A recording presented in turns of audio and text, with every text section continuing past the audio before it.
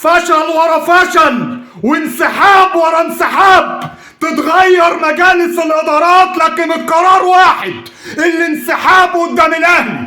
ده لو عملوا لنا بطولة في الانسحاب قدام الاهلي، الزمالك هياخد كاسها كل سنة هناخد كاس في الانسحاب قدام الاهلي، ويلبسوا جمهور العمة ويضحكوا عليهم ويقولوا لهم بص العصفورة، اصل انت عندك مؤجلات. ده انت الفرق بينك وبين مباريات الاهلي هم مبارياتين. لكن انا عايز اقول كلمة وعايز اقول تحدي يوصل لمجلس ادارة نادي الزمالك ويوصل لكل جماهير الكرة في مصر، وعايز كل اللي بيتفرج عليا وبيتبعني قدام الشاشة دي يوصلوا لكل الناس.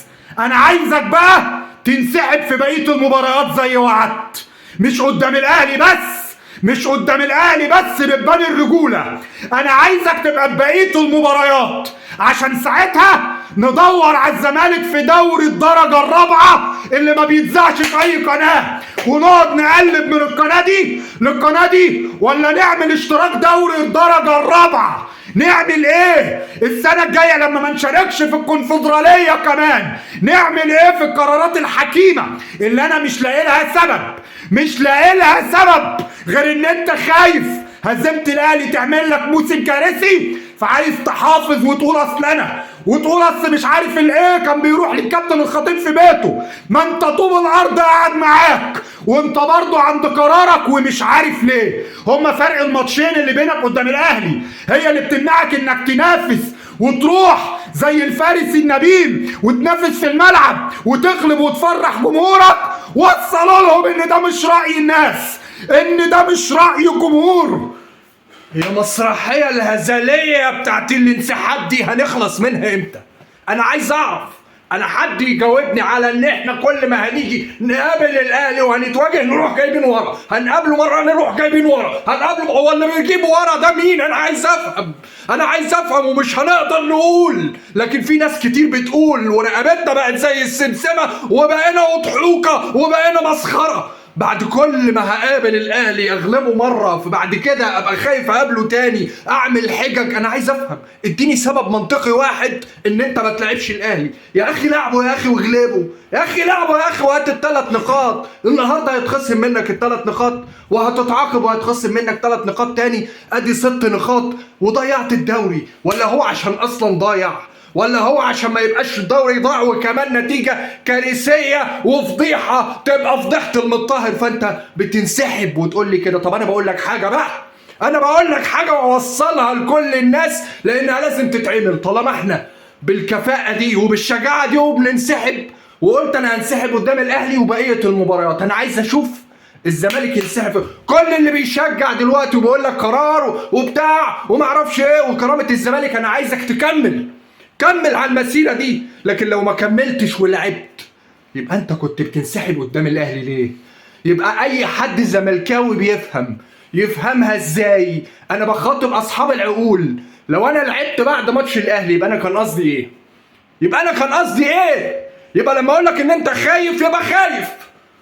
اللي انا عايز اقوله النهارده، انت لما تقول انا هنسحب في بقيه المباريات مش المفروض تنفذ قرارك؟ مش المفروض تاخد القرار ده؟ ولا هو مباراه الاهلي ولا انت معترض على جدول الدوري كله؟ معترض عليه؟ ما انا مش عارف ليه ان الاهلي لعب عليك سوبر افريقي ولعب دوري ابطال افريقيا اللي هي الاقوى، اللي هي البطوله الاقوى، ولا الناس اللي كانوا بيسمعوا عفيفي لما قال لهم دوري ابطال افريقيا البطوله الاقوى دلوقتي ما بقتش الاقوى لما الزمالك لعب كونفدراليه؟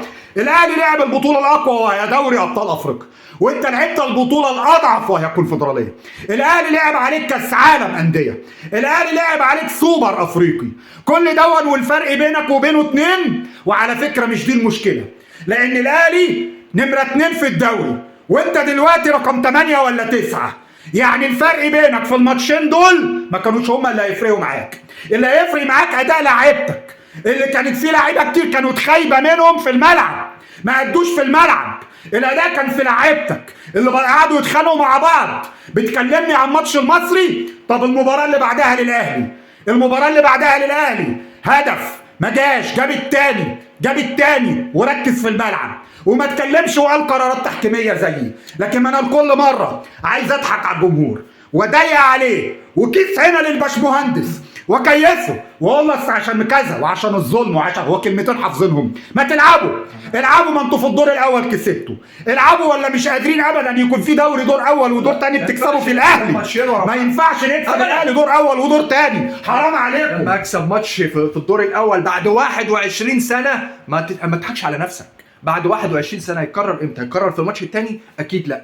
اكيد هو ده السبب، لان مفيش سبب منطقي. لو في سبب منطقي اي حد عاقل يكتبه لي في كومنت يقنعني بيه، وانا بقول لك انك انت مكمل وانت عارف كويس قوي ان انت اول واحد لعبت مباريات الدور الثاني قبل الدور الاول، وجاي بس بعد مباراه المصري لما اتهزمت فيها والدوري بح وضاع جيت تقول كده، جيت تدبدب في الارض وتعيط. وعيب، عيب نادي كبير زي نادي الزمالك يبقى اسمه بتاع الانسحاب، بتاع ان كل شويه يعمل مسرحيه الانسحاب كل موسم مره اتوبيس ومره معرفش ايه ومره كشري ومره بط ومره خب الكوره ومره زوم ومش عارف اقول لك ايه ولا ايه، مش عارف هنقول ايه ولا ايه. النهارده كنا منتظرين لاخر لحظه ان احنا نلعب، ننزل ونلعب بقى زي الرجاله بقى، ننزل ونلعب ونغلب تاني اهو، يبقى حتى خدنا بطوله بان احنا غلبنا الاهلي، مش مشكله الدوري. العب يا اخي الماتش الاهلي ده وكنت بعد كده قول اي حاجه، قول اي حاجه، سيب جماهير الزمالك تتفرج على الكوره، سيب جماهير الزمالك تلعب. انما النهارده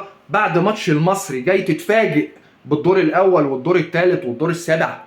مش ممكن فرق ما بيني وما بين الاهلي مباراتين، وهو لعب 4 بطولات، سوبر افريقي، سوبر مصري، الدوري الافريقي الجديد وكاس العالم للانديه، كل ده بس متأجل له 2، وانا لاعبين في جدول الدوري 26 ماتش 25 ماتش الانديه كلها والمصري وغيره والزد وغيره وبيراميدز 26 و25 و24 و23 كله في الجدول، لاعب كده كله في الجدول، وانا لاعب 20 والاهلي 18. بتكلم على الاهلي في ايه؟ وانا بنفسه؟ ما الدوري ضاع.